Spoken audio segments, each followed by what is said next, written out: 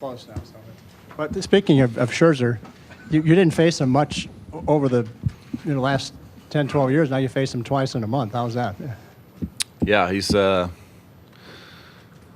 in the American League Central for a lot of that time. But I faced him, if I'm not mistaken, when he was in Arizona years ago, and then a couple weeks back. But I told him after the game, it's competing against him is like Christmas for me. He's one of the best competitors out there. One of the greatest pitchers of our generation for sure. I think he's probably going to be a Hall of Famer. It's just a privilege to get to compete against him. Derek?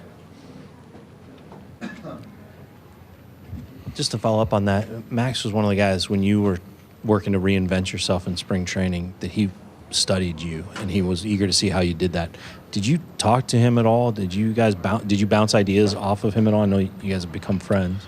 No, I mean, we have similar games. We're both attacking with high velocity fastballs at the top of the zone and nasty sliders and changeups. So, there was a lot for me to learn from him. So No. to your left, Adam. Yeah, I mean, I would love to have reinvented myself into Max Scherzer. That would have been amazing. It just didn't work that way. Yeah. You guys both craftsmen and Yeah. pitching, that's what it was. Thank you for that, though. Yeah. When you're competing against a guy like Max, I should say, on this kind of stage, do you feel yourself elevating? I mean, do you feel yourself wanting to rise to whatever kind of challenge that might look like? Yeah, I like challenges. I like going into the game with some sort of preconceived idea that somebody's betting against me or, favoring the other side or something. That pumps me up. I've always done that. I've always used that. But certainly anytime you're competing against a guy like that, you got to put zeros up. Our offense is very dynamic. There's a lot of people that can do some cool things, but a pitcher like Max is capable of going out and shutting anybody out. So, from my point of view, I'm not so much pitching against Max, except for once or twice, maybe 3 times through the order, as I am pitching against those hitters. I got to get those guys out, get zeros up. In the middle, Adam. Adam, you would have been kind of on the sidelines of the 11 run to the World Series. What was that like for you, kind of being an insider, outsider, and what do you remember about that? Say that team? one more time. I'm sorry. What was it like for you to kind of be on the outside looking in on a team, but also be a member of that team, the 11 team? And what do you remember about 2011? that? Yeah, that squad. I was very excited. I felt like I was a part of everything. They made me feel at home in 2011, and they made me feel a part of everything. They included me in all the chats and pump-up sessions and team dinners and, let me travel on the road to all the different places and let me be up here for rehab. That was big for me. That helped in my mind a lot. But, separate from the Achilles injury, I felt like, my elbow at that point, I'd already strained it a couple times as a younger pitcher, and I was almost okay with Tommy John surgery at that point. I needed to go ahead and get my elbow replaced and get that fixed so I could move on. So I had a lot of peace about that. The team just completely wrapped its arms around me. Everybody in there just did such a good job of making me continue to feel part of the team. Even gave some speeches at the end of the year. They let me be a part of all that too. But I think anytime you can go through, that's why I'm really glad that Jordan Hicks is here. And I'm really glad that some of the guys that I wish all of them could be here, but I'm really glad that some of the guys that aren't on our roster are getting to experience this, because it's something that can, once you've felt it, even if you're not pitching or hitting or whatever, if you can experience that atmosphere and the pressures that come along with it and the weather and just everything that comes along with playoff baseball, I think it helps you going forward. To your right, Adam. Mark. Hey, Adam, it seems one of the reasons they set up the rotation as they did is you have a chance to pitch 2 games here in this series. And your numbers here obviously were outstanding. How do you explain that? Why do you pitch so well at Busch Stadium? I don't know if there's a dead set reason other than I just like pitching at home. But, there's been years where I pitched better on the road too than I did at home. And guys were asking me the same questions the other way around. Why would a a talented pitcher like Soroka pitch much better on the road. Sometimes it just weird things happen like that in baseball. Sometimes there's a reason. Sometimes there's no rhyme or reason. Sometimes it's matchups. Sometimes it's, I don't know what sometimes it else could be. But baseball has a way of correcting itself. Who knows? It might come back next year and be 16-0 on the road. We'll see. Third row out. Yes, Adam, on facing Soto and Rendon, I know you can't give away a game plan, but facing guys with a combined 68 home runs, can you kind of take us through your mindset just a little bit and your respect for them? No. Very talented hitters, I'll just say that. Very talented hitters. They have a talented lineup all the way through, but that's one of the best 3-4 punches out there in the game. Just very, very, very impressed with, what is Juan Soto, 20 years old? I mean, I didn't even understand that. That's crazy to me. And this is his second year. Yeah, thanks, Commish. I could be his dad too, yeah. I have been impressed with Rendon for years and years. I think he's one of the most underrated players in all of baseball. Probably now he's not so much underrated. People are really finally starting to notice that he's incredible. You just never hear his name. I mean, I think if he's playing in New York or LA or some big market like that, he's probably one of the biggest stars out there. But just does everything. He does everything well, defensively too. And Soto, it's a rare thing when you see a young player come up as talented as he is. 20 years old. When I was 20 years old, I was still 4 years from being any good in the big leagues. And that was mentally and physically. And he seems to have a great mental game and physical game. So I'm very impressed with him. To your left, Adam. The defense has played a big role in the Cardinals' success this year. Does it change the way you pitch at all in terms of what you're thinking about with batters and certain pitches?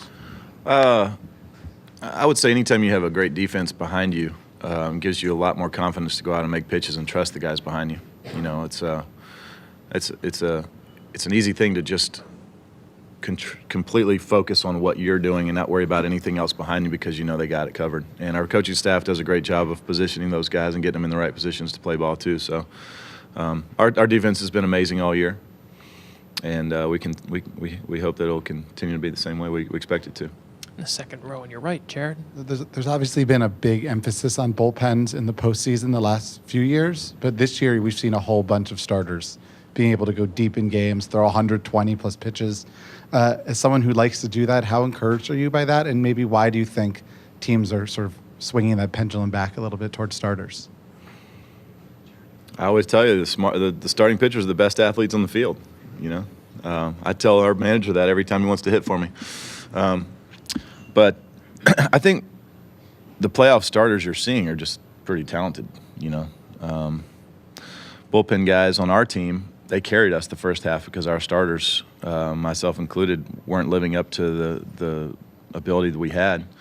In the second half, we pitched a much better game. Starting pitchers pitched a much better game, and I think our relievers were a little fatigued coming down the stretch because we worked them so hard in the first half. That was our fault as starting pitchers, and we tried to correct that in the second half. But when you got incredible pitchers out on the mound, Verlander and Garrett Cole and those guys, if you have ability like that, you want to get those guys out there as much as you can, I think. When you're just looking at 1 month to live in infamy forever, you're talking about every game is a must-win. That's kind of how teams are approaching it, and they're putting their best athletes out on the field. Tim, to your far right. Adam, you have faced Juan Soto a handful of times. He has quite an elaborate sort of routine between some pitches. Mm-hmm. I'm curious about what your view is of that, and if you've ever seen anything quite like it. Yeah, I've seen some things like it. I mean, he does have a lot of things he does that make him uniquely different than everyone else. I don't know what else to say about that. I mean, I think his team probably loves the edge and the mentality that he brings to every single at-bat. Doesn't seem like he gives too many at-bats away. So whatever he's got to do mentally to get into the right spot to make good swings is what he's going to do. And on my side of it, I'm going to do the exact same thing. So that's the way he competes. Tyler in the first row to your right. Adam, it's been since obviously 2014 since you guys have had a shot to go to the World Series here in the LCS. What was it like? What was the hardest part of these last 4 years, 3 years, I guess, being out of the playoffs. And even though you have some of the same guys, how is the team fundamentally different since 14? Yeah. Well, we have 4 straight NLCSs, a couple World Series mixed in there from 11 to 14. And had a great chance to go to the World Series in 12, kind of let that slip. 13 went to the World Series. 14, Giants beat us. You know, they outplayed us in 14. But in 15, we had a 100-win team, and I think some guys just got fatigued. And we were pitching Lackey on short rest there at the end because some of our other pitchers were banged up. And I was just coming back from Achilles, and I was trying to do all I could. I think the Cubs just had a very good team that were ready to sort of take that next step. And then the last few years, we did not do a good enough job of controlling our own destiny. We came down to the last week every one of those last 3 years needing someone else to lose. And that was the difference in this year and those last 3 years was that, one year we had the Giants playing the Dodgers, and we just needed the Dodgers to win one game to force a playoff. And Kershaw and Hill and all those guys, just great pitchers, they got swept by the Dodgers, and we were like, come on, give us some help. But put yourself in a bad spot. It was poor planning on our part. This year we got ourselves in a good spot, and we're able to do it. But I think this year when you look at our team, we have a complete team that is doing a lot of different things well that we haven't been doing the last few years. This year we played much better defense. This year we ran the bases much better. This year our starting pitching was a little better. This year our bullpen was certainly much better. We have more thump in the middle of our lineup than we've had in years with Goldie and Ozuna in the middle there. So, yeah, those are the differences. In the second row, Jennifer. Adam, the last time these two teams met in the playoffs in 2012, the big storyline was that Stephen Strasburgs wasn't going to be able to pitch. If you can be unbiased, possibly, how much of an impact do you think that had on how that series went? Well, I think anytime you add an arm as great as Stephen Strasburgs to a rotation, it's going to help. But, looking back, recollecting, I don't feel like those starters pitched bad games. Am I missing something there? I think those guys pitched well. They had us down that last game. Gio pitched 5 innings and came out with a big lead because the Cardinals' starting pitcher laid an egg, and we fought back against their bullpen. But yeah, you could always point to something and say he would have thrown 9 shutout, but you just never know that. Verlander gave up runs the other day too, and I thought he was just about immortal. So he probably could have helped for sure. He's an incredible pitcher, but we'll never know, will we? He's pitched pretty darn good in the playoffs since. We'll take a last question or two over to your left. Adam, with what you've gone through from a rehab standpoint the last few years, but also the team missing the postseason, do you personally reflect on competition or success differently now? Would you 10 or 15 years ago on maybe your drive home from the ballpark be reflecting differently on a day that you pitched? I try to think the same, but the hardest part about the last 3 years was knowing that the Cardinals paid me, I won't say 3 years, 16, I had a chance to have a decent season, and I kind of blew it at the end. But the last 2 years, especially 17 and 18, the Cardinals paid me a lot of money to go out and perform a job and get them into the postseason, and I didn't do it. 17, I won 12 games, but I had a 5 ERA. It was hurt, the whole time. I was trying to make something out of it. And missing by 1 game, I'm just thinking, man, if I win my, 14 to 20 games like I do when I'm healthy, then that's the difference right there. So that hurts me a little bit, but there's nothing I could have done about it. I tried every single possible thing to get back, and my arm was just not recovering well. So it recovered this year, and I'm thankful for it. I'm looking more just at this year rather than looking back and sulking about it. I'm more looking at this year and the opportunity it brings. And we'll finish up with the commission before the skipper's arrival. You referenced that 2012 game that somebody started. Right. How did you feel Terrible after how'd you feel after the 3rd inning of that game, and how'd you feel after the 9th inning of that game? Well, the 3rd inning, when you go out and pitch a game, I pitched a pretty good game 1, if I remember, and then game 5, you you feel like the whole city's looking at you. You know, millions of people watching across TV, fans in Hawaii and Alaska and Europe and all kinds of places are watching the game, you know, rooting for the Cardinals. And when you go out and you blow it completely in a winner-take-all game, you know, it makes you feel pretty low. I mean, that's where I was at after 3. I was just thinking about how many people I'd let down. And I came back into the dugout shortly after that, and the vibe in the dugout was incredible.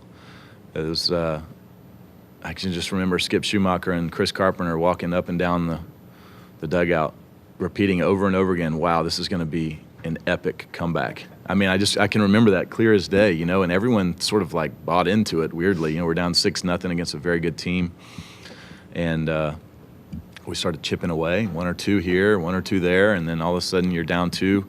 And even though we were down 2 against a tough closer in Storm, it seemed like just we're going to win that game, and everybody sort of believed that, you know, bought into it completely.